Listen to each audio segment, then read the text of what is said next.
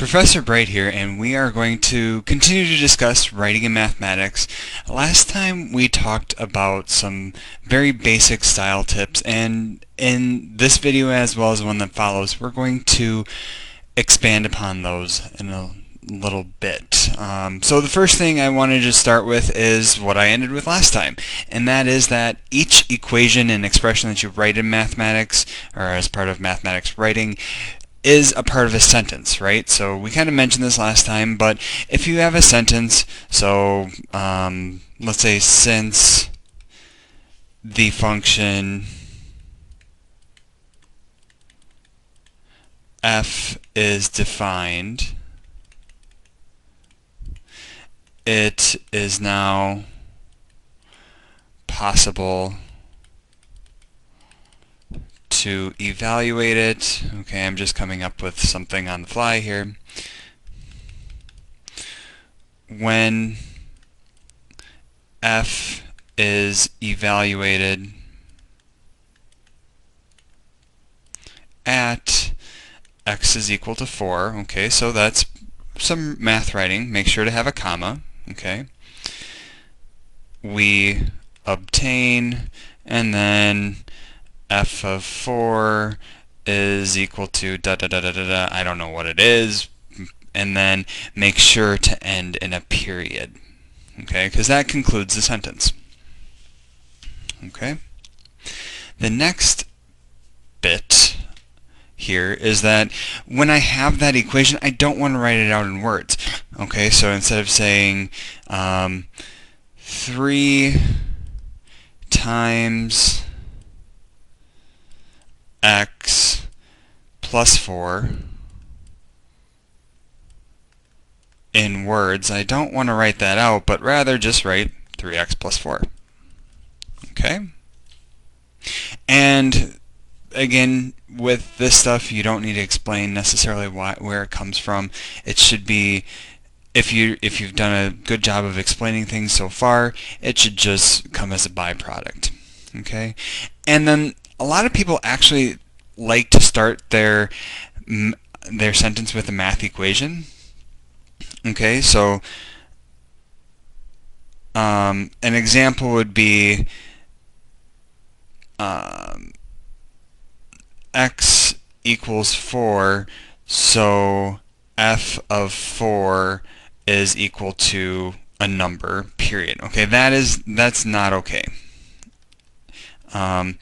First of all, if you think of it in terms of an English statement, like if you said that to somebody, it's actually a fragment, okay, which is not a sentence.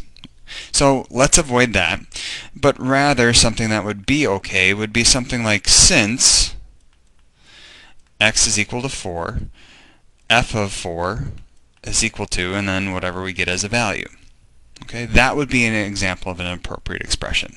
Okay, so just make sure to always start your sentence with English. It generally avoids your sentence ending up as a fragment instead of a sentence.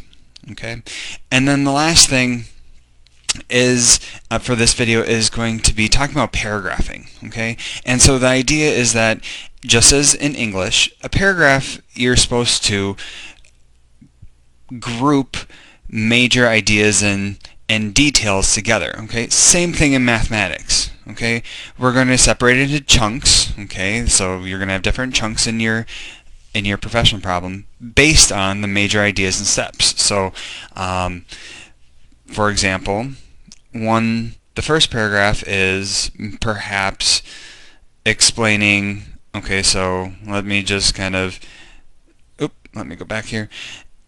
Say, here's chunk 1. Okay, and in chunk 1 you talk about everything related to the function f. Function f.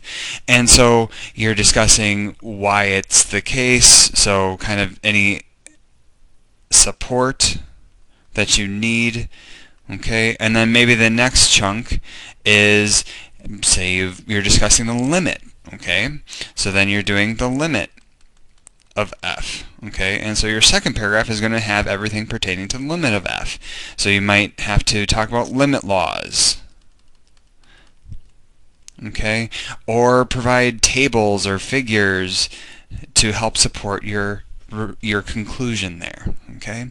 But the idea is that you want to separate it into paragraphs just as you would in an English paper, okay?